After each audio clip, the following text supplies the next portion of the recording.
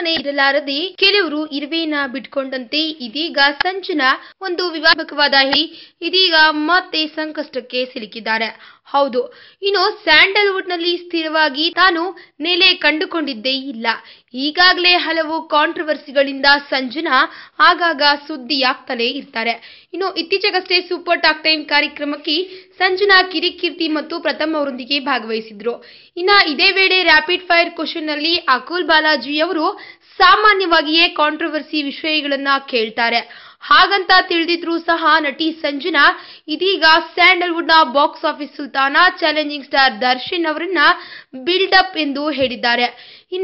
ಸಂಜನಾ ಏನು, ಆಕೆಯ ಸ್ಥಿತಿ ಏನು ಎನ್ನುವುದನ್ನ ತಿಳಿದುಕೊಳ್ಳದೆ ಚಾಲೆಂಜಿಂಗ್ ಸ್ಟಾರ್ ದರ್ಶನ್ ಅವರಿಗೆ ಬಿಲ್ಡಪ್ ನೀಡುತ್ತೀಯಾ ಅಂತ ಹೇಳಿದ್ದಕ್ಕೆ ಚಾಲೆಂಜಿಂಗ್ ಸ್ಟಾರ್ ದರ್ಶನ್ ಅಭಿಮಾನಿಗಳು ಸಂಜನಾ ಅವರ ಮೇಲೆ ಕಿಡಿಕಾರಿದ್ದಾರೆ.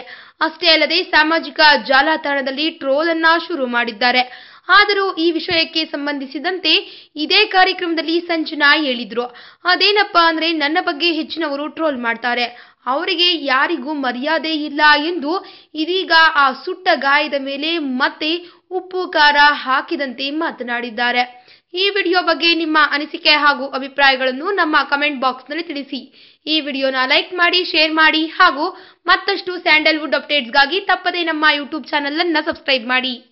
ಟಾಪ್ ಕನ್ನಡ ಟಿವಿ ಯೂಟ್ಯೂಬ್ ಚಾನಲ್ನಲ್ಲಿ 1,00,000 ಸಬ್ಸ್ಕ್ರೈಬರ್ಸ್ ಇದ್ದಾರೆ. ಒಳ್ಳೆ ಕಂಟೆಂಟ್ ಹಾಕ್ತಾರೆ, ಒಳ್ಳೆ ವಿಡಿಯೋಸ್ ಹಾಕ್ತಾರೆ. ಸೊ ನೀವು ಸಬ್ಸ್ಕ್ರೈಬ್ ಆಗಿ ಹೀಗೆ ನಮ್ಮನ್ನು ಎಂಟರ್ಟೈನ್ ಮಾಡ್ತಾ ಇರಿ, ಒಳ್ಳೆ ಕಂಟೆಂಟ್, ಒಳ್ಳೆ ವಿಡಿಯೋಸ್ನ ಅಪ್ಲೋಡ್ ಮಾಡ್ತಾ ಇರಿ. Thank you.